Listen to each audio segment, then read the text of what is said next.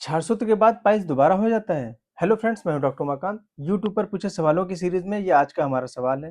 दोस्तों, इसका जो जवाब है या इसका उत्तर है, उसको समझने से पहले हम लोग थोड़ा-सा इसकी एनाटॉमी को समझ लेते हैं, ताकि जो इसका उत्तर है, वो हमको अच्छे से समझ पाएँ और हम उस उत्तर से संतुष्ट हो पाएँ। दोस्तों, जैसा कि हम जानते हैं, जो हमारी एनल कैनाल होती है, ये 3 एनल कुशन्स से मिलके बनती है। इसकी जो एनाटॉमिकल पोजीशन होती है, वो 3, 7 और 11 ओ क्लॉक पे होती है।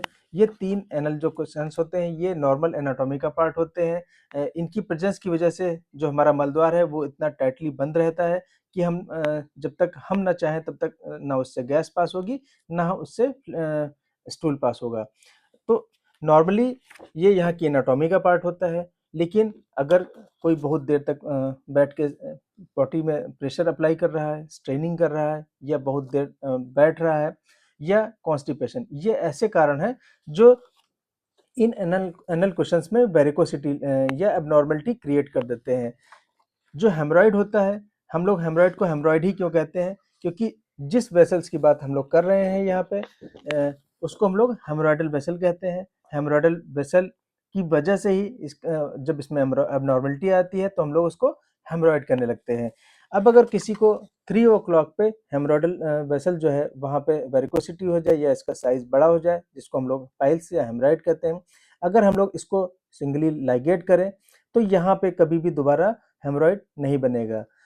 और अगर किसी को 7 ओ क्लॉक पे भी साथ-साथ में है, तो अगर हम लोग उसको लाइगेट कर दें, तो वहाँ पे भी दोबारा नहीं बनेगा। लेकिन 11 ओ क्लॉक पे बनने की पॉसिबिलिटी हमेशा रहेगी। तो जहाँ पर भी हम लोग जिसको भी टारगेट करके जो भी एब्नॉर्मल हेमरॉइड होता है या पाइल्स होती है, जिसको भी हम लोग ट्रीट करते हैं, वहाँ हमें कभी भी दोबारा हेमरॉइड नहीं बनता है। लेकिन और जो पॉसिबिलिटी होती है एनल क्वेश्चंस के रूप में, वो हमेशा उपस्थित रहती हैं। अगर हम लोग अपनी दिनचर्या को ठीक नहीं करते हैं, अगर हम लोग अपने खान-पान को ठीक नहीं करते हैं और अगर हम लोग बॉडी में बहुत प्रेशर अप्लाई करते हैं, जैसे कि हम लोग पहले कर रहे थे, तो ये जो पॉसिबिलिटी है, ये दोबारा हमेशा होती हैं।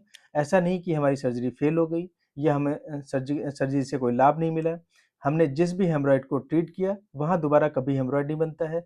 हम ट्रीटमेंट चाहे छाड़ सूत्र से लें, चाहे किसी अन्य मॉडलिटी से लें, हमेशा हम जिसको टारगेट करके ट्रीट करते हैं, वो ठीक हो जाता है। लेकिन अन्य पॉसिबिलिटी के रूप में जो एनल कुशन्स हैं, अगर उसमें एब्नॉर्मलिटी आएगी, उसमें वेरिकोसिटी आएगी, तो वहाँ हेमरॉइड दोबारा बन सकता है।